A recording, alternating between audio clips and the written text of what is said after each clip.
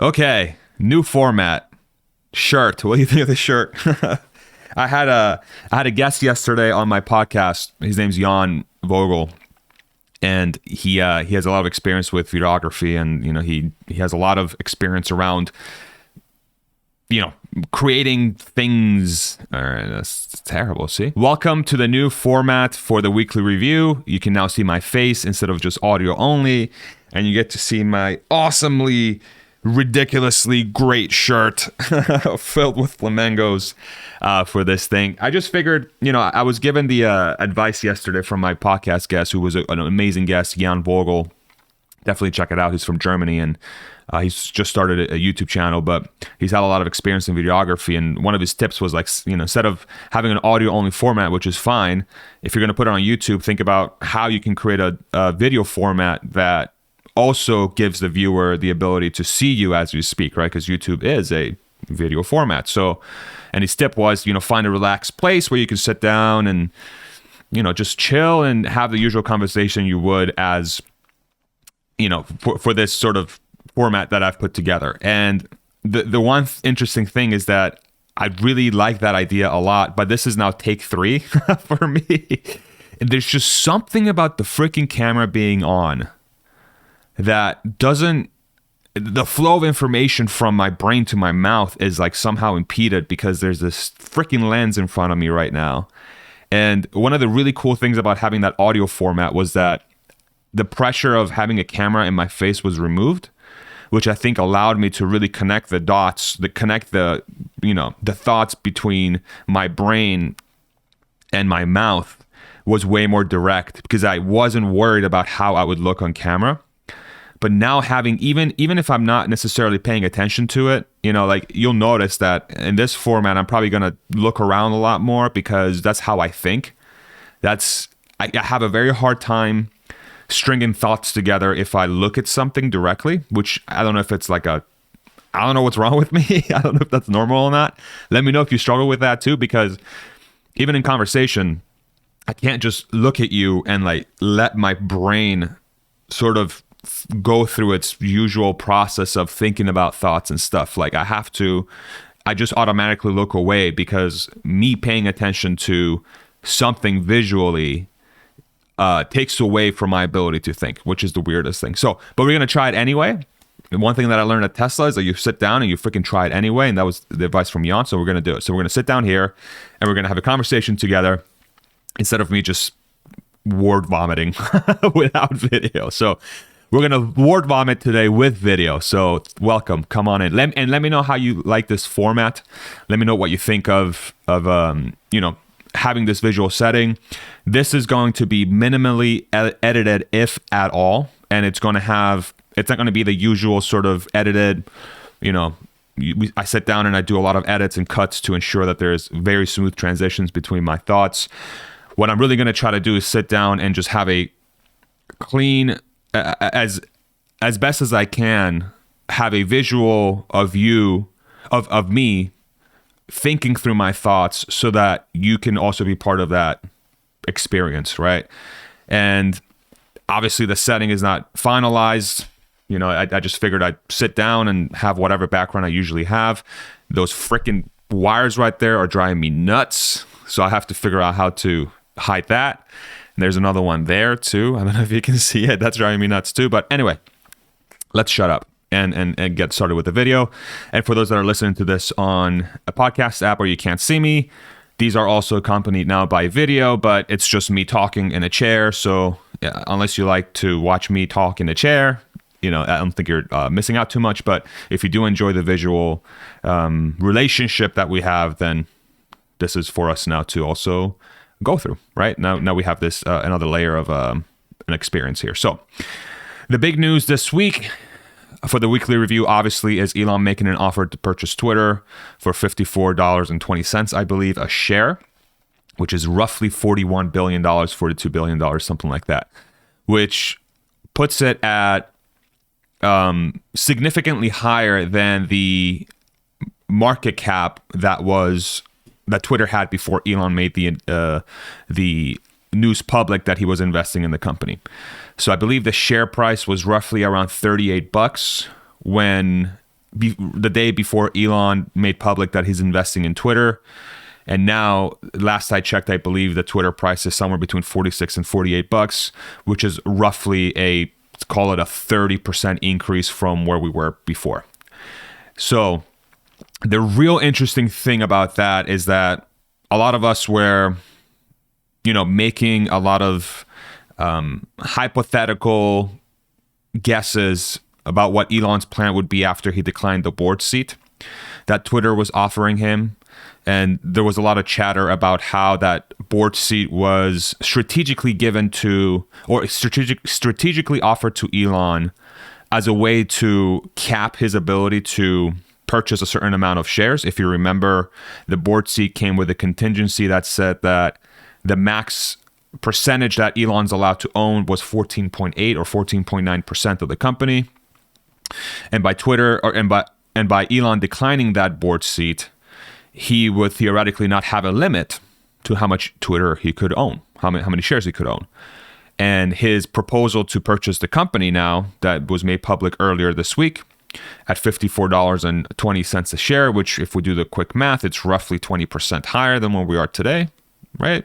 Something like that, 15, 20% higher, would allow Elon to not just become majority stakeholder of the company, meaning that he has more than 51% share of the company, but it would also allow him to take the company private. So it wouldn't have to be public anymore. And the very cool thing that happened is that Elon went on TED. He was scheduled to be at TED Vancouver before this happened. And we gained some additional insight into what Elon's plan really is to have Twitter, to own Twitter, and to really do the things that he wants to do with Twitter. The quote that he shared, or the thought that he shared, was that he thinks it's extremely important to have a platform that is maximally trusted. So something that the population can go to and say, yep, this is something that I really, really trust. And I really think that what I'm being told is true, or it is devoid of spin, right? Devoid of some sort of thing that's going to mislead me. That's what essentially trust is. And that it's also going to allow the folks on the platform to exercise as free speech as possible within the bounds of the law. And the law is defined as rules and regulations that each jurisdiction would have that would place limits or have some sort of repercussions if the speech is not doesn't abide by the laws and regulations of that country, right? So having some sort of platform that allows us to maximize those two things, trust and freedom of speech. And the curious thing about that is that some folks I've seen are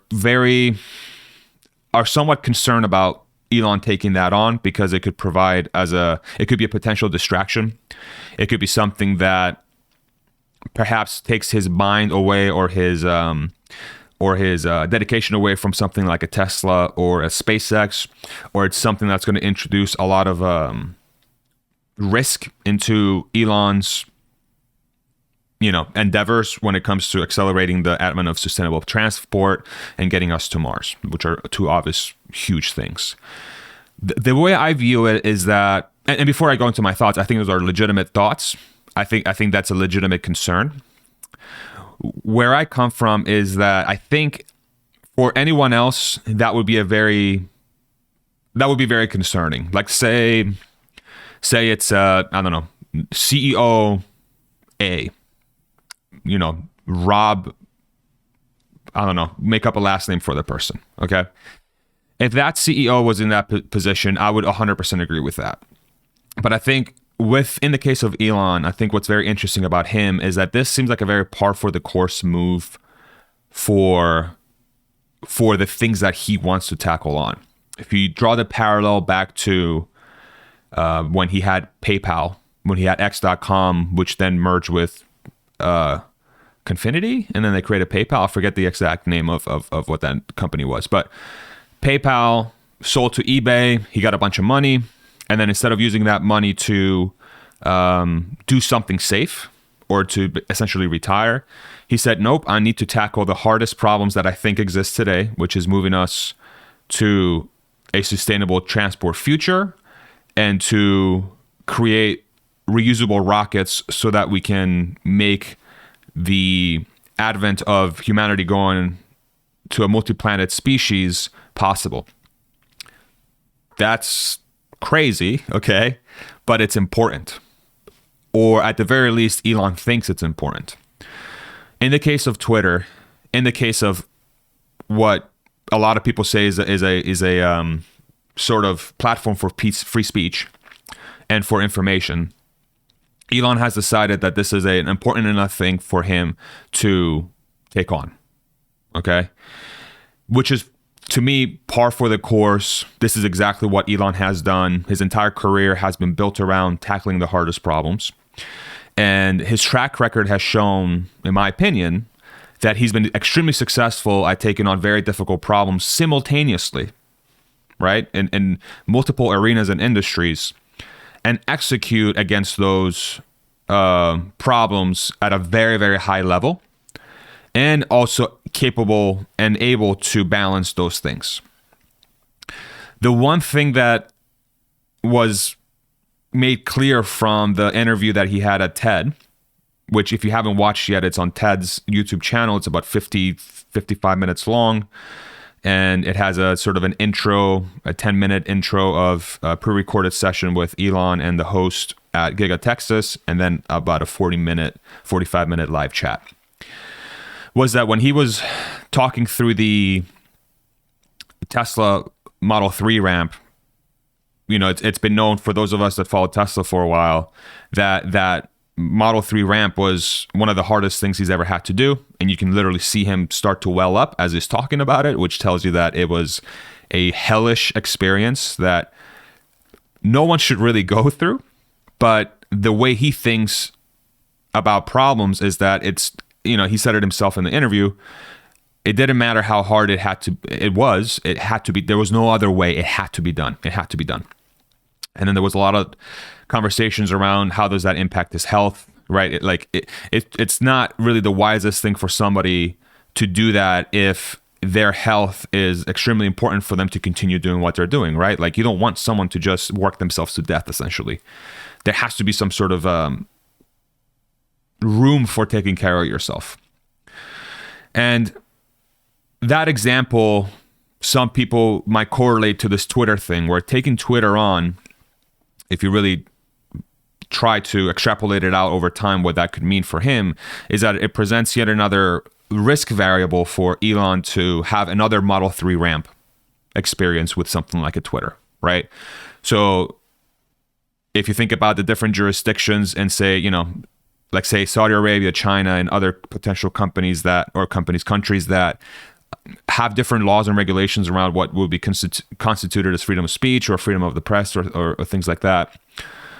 Those things could put Elon in a very weird situation where he has to deal with things that could put a lot of stress on him and a lot of stress on his mind when it comes to, oh my God, now freaking my platform is creating all this insane havoc with my relationship with China, and I have Tesla in China, and if I have Twitter, if they have a problem with Twitter, then they're going to have a problem with me as well, because they know I'm trying to potentially forcefully make freedom of speech more prevalent in China. And so maybe the Chinese government will be like, you know what, Elon, you're kind of not very, we don't trust you in our environment, so we really think Tesla should go away, right? Like, that's one of the connections that some people are making, which, I mean, to be completely honest, I think it's a valid fear, because, you know, some governments are unpredictable, and some governments theoretically could act in a way that could harm Elon's greater mission. But I think ultimately what we have to do is come back to the core root of the problem, like really get back to basics, which is Elon has decided, right or wrong, and he tends to be right on these things, but right or wrong, that having a platform that is maximally trusted and freedom of speech can be exercised to its maximum level is incredibly important for civilization and the advancement of the species. And he said this on that TED Talk that he gave yesterday, or 2 days ago, Thursday. And now that he's on that mission, he has a track record that shows that it doesn't matter how many different companies he's juggling. It doesn't matter how difficult the potential problem is that he's facing. Him and his teams will figure it out. Okay. And the one comment that he made on the TED Talk as well was that, Twitter is not a platform where anything goes, or he doesn't envision the platform being as anything goes. You would still have to abide by the laws or regulations of each country that Twitter would live in, right? So the limitations for Twitter in, say, a Saudi Arabia or a China or whatever country you want to name would abide to whatever the regulations are for that country. So in the case of the United States, there's been a lot of talk about how there are certain sort of accounts or people that were either banned or silenced or shadow banned that shouldn't have been. What I think his longer term goal is, and he talked about this at that TED Talk as well, is to, at the very least, create an environment where we can see what's happening. We could see the grays, right? We could see how Twitter and the people that are making those decisions, how they arrive to those conclusions, which is the thought process behind having a open source algorithm. And that open source algorithm, in my mind, what that means is that it gives us visibility into why Twitter is making the decisions that it's making. Twitter being the algorithm or the people that work there. Okay. That in itself, I think, is going to clear up a lot of the grays that we've had from a freedom of speech perspective, I think, especially in this country. Visibility, right? There's no black box. There's a visibility now. And I think it should remove a lot of the fears that some people have had around, Elon's a freedom of speech absolutist, which I don't know what that really means, and I think it was kind of taken out of context where people were thinking freedom of speech absolutist, what it means is that you can say whatever you want regardless of what the laws are. And at the TED Talk, Elon very specifically said that it would be bound by the laws and regulations of the jurisdiction that Twitter would be living in. Okay. And so that should quell the fears of people that are afraid about having a platform where you can threaten everybody, where you can, make hate speech and be, just inciting violence. All those things, all those things would be still controlled by the law. Like it's not a lawless place. Okay. And so for me, what that really tells me is that what Elon's really taking on, although it's going to be difficult, I don't think it's going to be as hard as people think. And this is probably a controversial statement, but there seems to be some low-hanging fruit from the stance of these social media platforms where if you're just giving a little bit of visibility to the public on what you're doing, 80 to 90% of the problems that are being perceived and the trust issues the trust issues you have with the population at large with that platform will go away. And it's just a matter of opening it up. And so what I think has happened at Twitter is that the executives and the leadership at that company have become way too complacent and really afraid of making these simple decisions out of fear of retaliation from the broader public if they're making the wrong decision openly. Okay? Like, they're afraid of being scrutinized. They're afraid of being picked apart by the public if they open their doors and say, hey, this is how we're functioning. And that's a very normal thing, I find. I think human beings don't like being criticized, okay? Ultimately, Twitter is a collection of human beings. and being that transparent about what your company does by open sourcing the algorithm puts you in a situation where it's going to be okay for people to say, hey, I think this is super unfair, or hey, like, this is dumb, like, why are you doing this, like, we need to make it better. Okay. Whereas Twitter now just makes a decision, they sort of say this is why we did it, and then there's no room for being criticized. That's a very Elon thing to do, making things open for criticism and allowing for a candid conversation to happen between the company and its user base. And what's interesting about that is that when I worked at Tesla, the candid nature of how we solve problems was the reason why Tesla is so good at what it does. And I've heard people, I don't know where I heard this, but it may have been from somebody that worked at Tesla.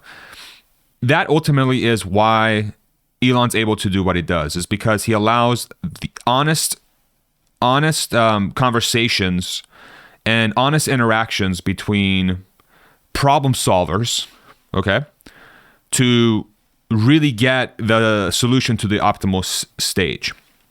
And his vision for Twitter of being that open source, allowing people to, making the algorithm open source, and essentially allowing the public to dictate how it should operate, essentially, is how Elon is approaching the problem of trust and freedom of speech.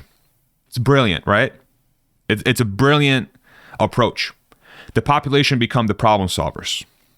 And Twitter is a platform, and Twitter is the essence of trust and freedom that is being worked on by society and those that are programming the platform.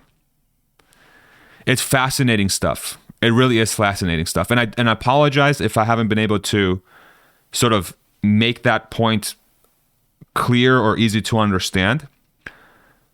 But that's what really resonates with me with this Twitter move.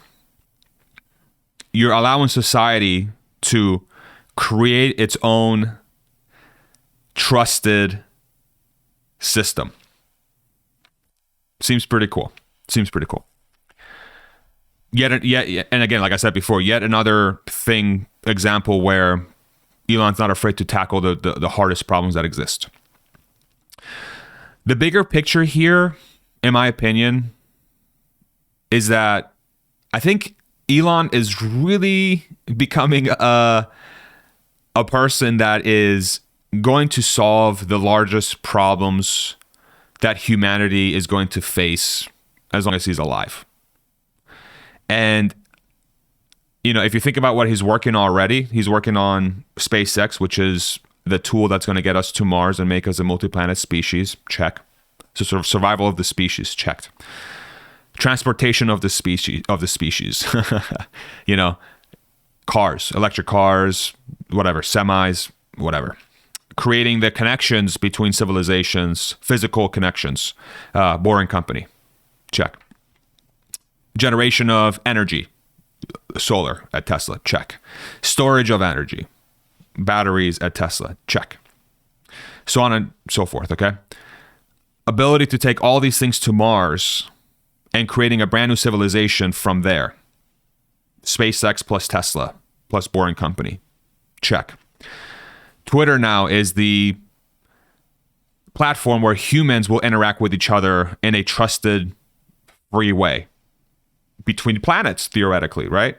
Twitter could be that platform that connects Mars and Earth, where people can trust that what they're communicating is true and that there's no rules and regulations that are going to prevent you from making those statements or passing on that information unless it's breaking the law, where people have decided what that law is. Check. And I think that the wider population is waking up to this. Maybe waking up is not the right word. The wider population is becoming more aware of it. And I sort of made this comment in my previous weekly review. There is a lot of Elon and his companies have been very niche-y for a long time. And there is now a trend where Elon is becoming very much so at the center of a lot of conversations that are being had within populations at large. And the example that I gave was I was at the barber, and one of the barbers next to me was talking about Elon and cyber rodeo and whatever. And people around them were also talking about Elon and how he's working on this and that. He's becoming part of culture. He's becoming a central figure in culture, period. It's not just a figure in tech, or a figure or somebody that's in a very like niche field or technology field. Now everybody's talking about the freaking guy. Everyone's talking about what he wants to do. And this Twitter freedom of speech thing, I think, is going to make his I guess stature as a, say, call it pop culture icon. It's going to make it probably explode in a way that is going to surprise a lot of people. And if you think about the longer term effects of that, what that means is that all the things that we as a community have known, we as a community, meaning the people that have followed Tesla, SpaceX, Elon very closely for the last 10 years, call it 10 years plus, I think a lot of these things are going to become much more widely known. The Elon, he always wants truth. He wants truth. He works on the hardest problems. The dude is the least greedy, if not, the only non-greedy person that exists at that stature, that's always looking to do the best thing for humanity.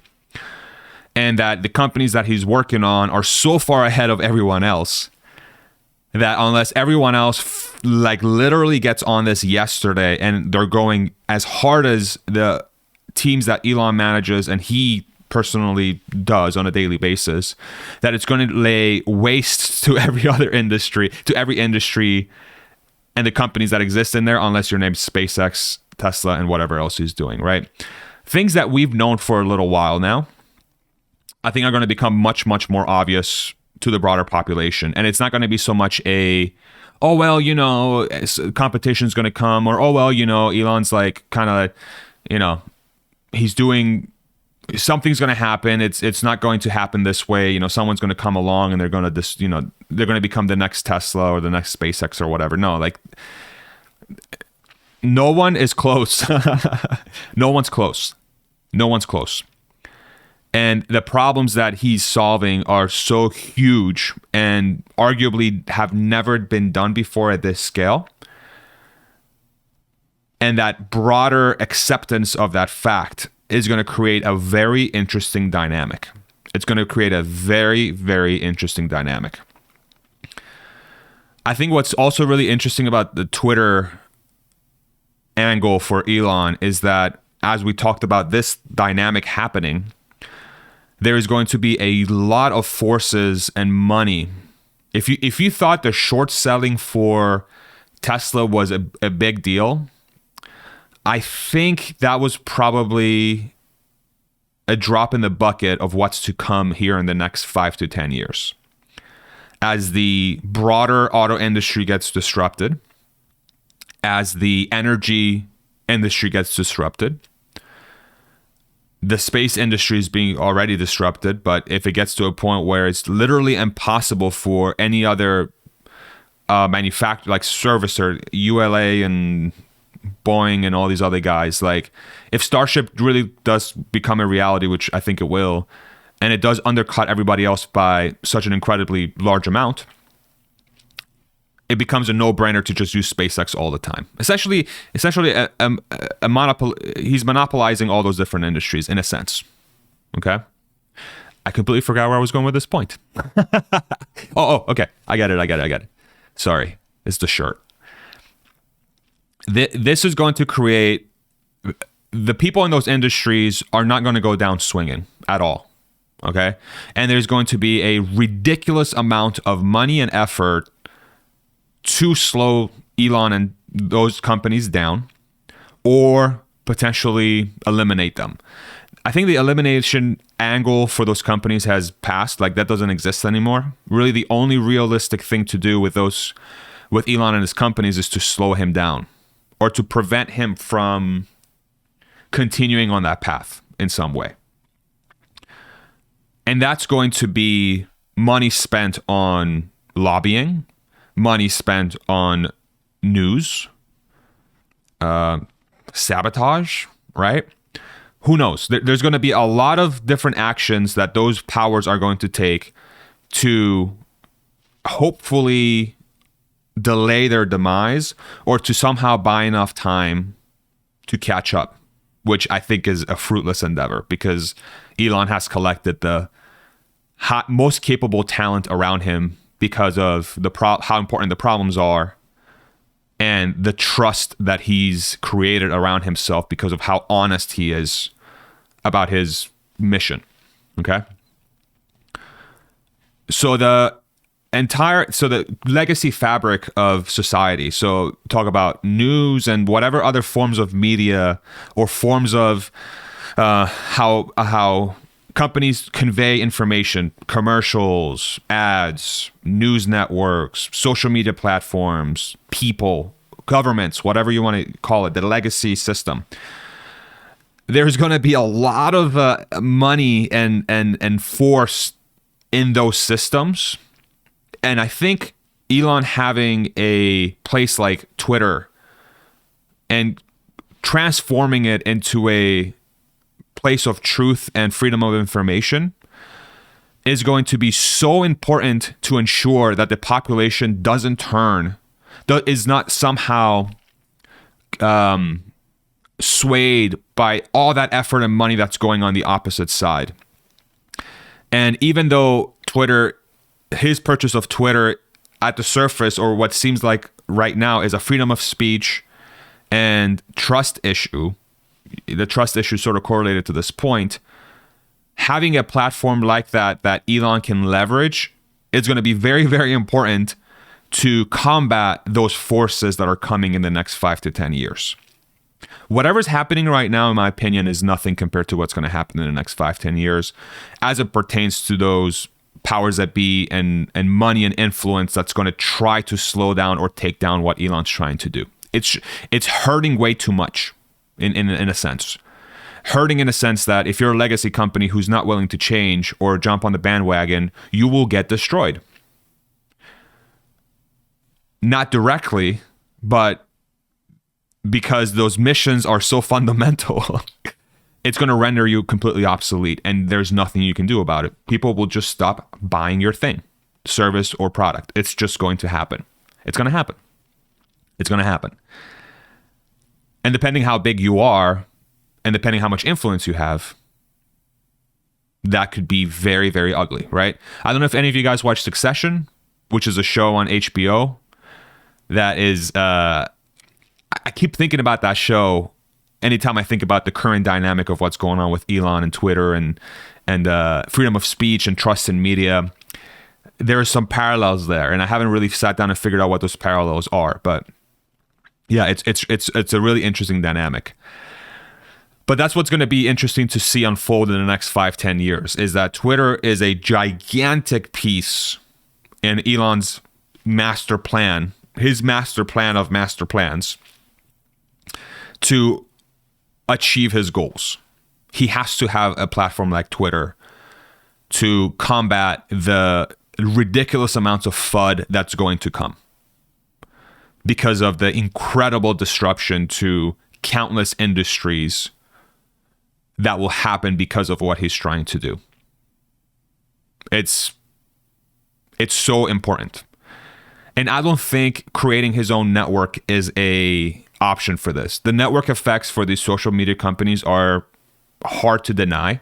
Network effect being that if you have a company that has a lot of users, the reason why that, like a social media company has a lot of users, the reason why that social media company is successful is because of those users. So the bigger the user base grows, the more powerful it becomes, because those that aren't in that platform already find very little reason to move to a different platform because everyone else is in the platform that they're in already, right? And even though Twitter's having problems right now with freedom of speech or whatever else, banning people and whatever, all those other social media companies are drops in the bucket compared to what Twitter and Facebook and these other companies are. So those network effects are undeniable. So him starting a new social media company doesn't make a lot of sense. Even if Twitter says raise their price to 60 billion or 65 billion, I still think it would be worth it, because having that population centralized around that network is so important. And so it will enable Elon to go way faster to where he needs to go. And it's probably worth an extra $10 billion or $15 billion or whatever you want to call it. Instead of having to build something from scratch and having the potential problem that it's not going to actually work out. It's super interesting to watch. It's super interesting to watch. We've entered this age of the age of Elon has begun. The Elon Musk era is officially underway. And the way I define that is Elon's gonna influence or build the foundation of humanity of the next century. And some people might say, okay, that's weird that it's one singular person that is sort of doing that. Like, would you ever want one person to have that much power? But I think in the case of Elon, he's just such a unique problem solver and such a unique consensus builder and trustworthy that in a way you need one person to lead all those charges to make it happen as quickly as possible. If you have multiple people driving those things, or you have disparate companies that are trying to achieve a common goal, which is setting up the foundation for the next generation of humans, it's not going to be optimal. The interesting thing is going to be, like, say, once Elon passes away, hopefully in 100 years, I don't know when that's going to happen. Whenever it happens, it happens.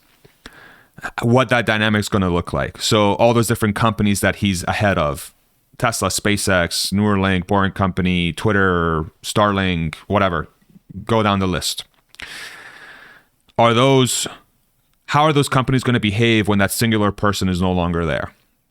My gut tells me that Elon's the kind of guy that's going to figure out how to properly build a structure or leadership structure that's going to allow those companies to survive and really do the bidding of the people, and they don't become this sort of like weird dystopian future where one person controls everything.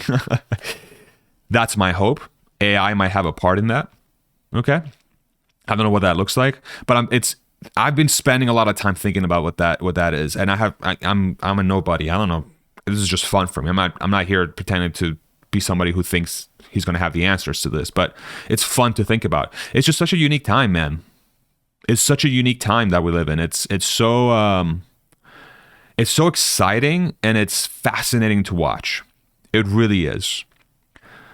But I really am convinced that we've entered an era where Elon's going to have outsized influence on the foundation of what it means to have a society.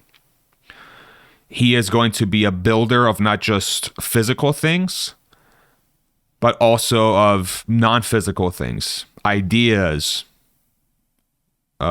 platforms, whatever you want to call it, right? The fabric of society. I could be talking crazy. I could be calling, there's a lot of people that are going to say you're an idiot, which, okay, fine. I might be. But I don't know, man. There's just something he's done that is,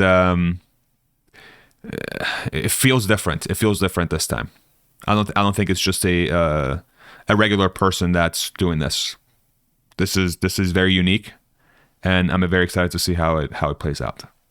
So, let me know what you thought of this episode. That was my brain for the week. There's a lot more in there, but I don't know how to connect the dots right now. So hopefully when I sleep some tonight, I'll be able to connect more for next week. But yeah, that's where my head is at. Let me know what you think of this format. Let me know what you think of watching my face. I'm still going to have watching my face. That's a weird thing to say. I'm still going to have my regular videos where I sit down and I do, those edits and having a more structured format, 10, 12 minutes long, however long they are, 15 minutes long. And obviously I'll still continue my podcast format, but I personally really like this format very selfishly for myself because it does two things. One, it allows me to practice being even more comfortable in front of the camera, and you'll notice that I don't know how to make contact with the camera when I'm going through my thoughts. It's very hard for me to think while looking at something. I have to literally point my vision away somewhere else to think properly. I don't know why.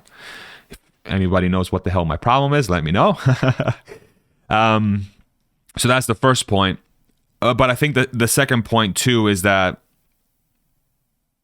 I don't know. I just like it. I just enjoy it.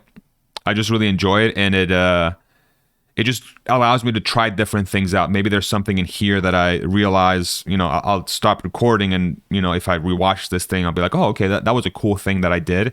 I should be able to borrow that for my other content and make even better stuff for you. So, and that's really the exciting thing. And ever since TeslaCon last week and the whole craziness of Giga Texas and meeting so many of you guys in person, it's given me such a different perspective of what this channel is. It's actually reaching people. There's people that are watching this that enjoy it. It's wild, completely wild to me.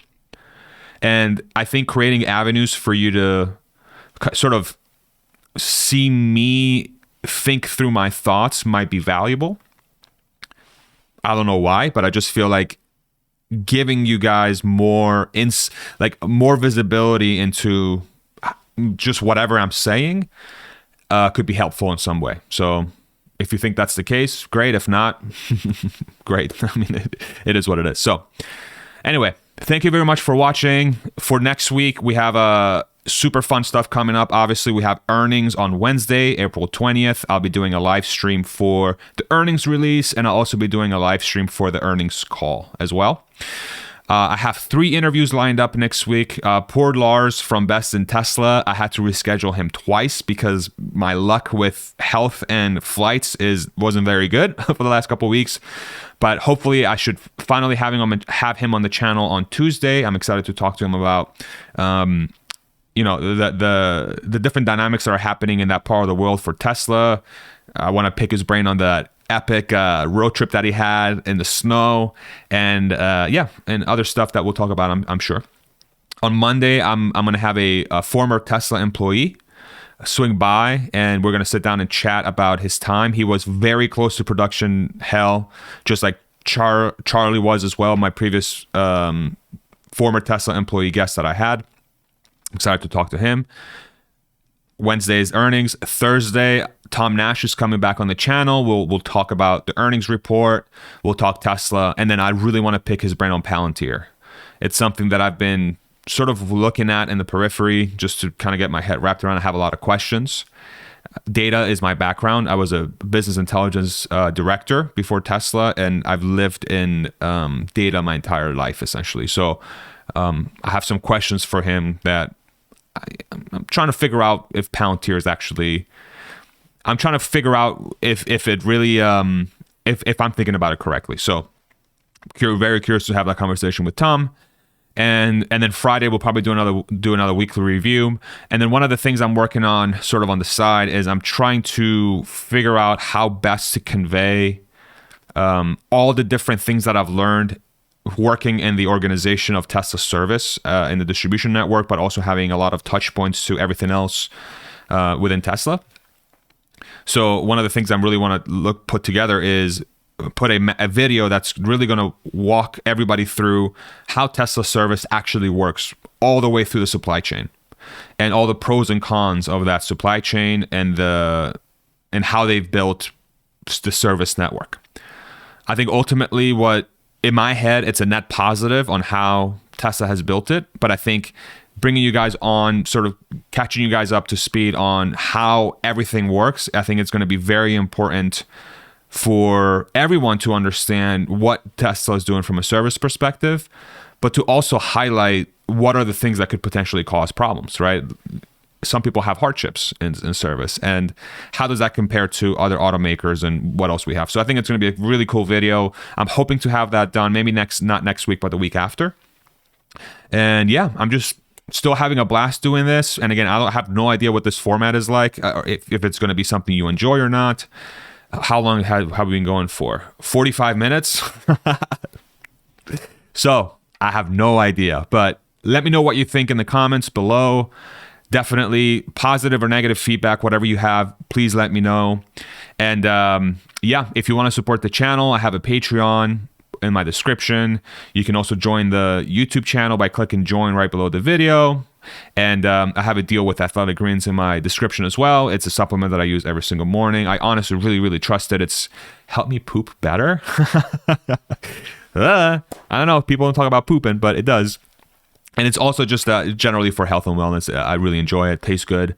I have a special link in the description below. And really, when it comes to those like sort of sponsorship type things or partnering with third-party companies, like I always want to keep these things at the end in case, because I just don't know. It's one of those things for me. Is like I want to keep it towards the end. If you're still here and you're interested in things that I like, that's one of them.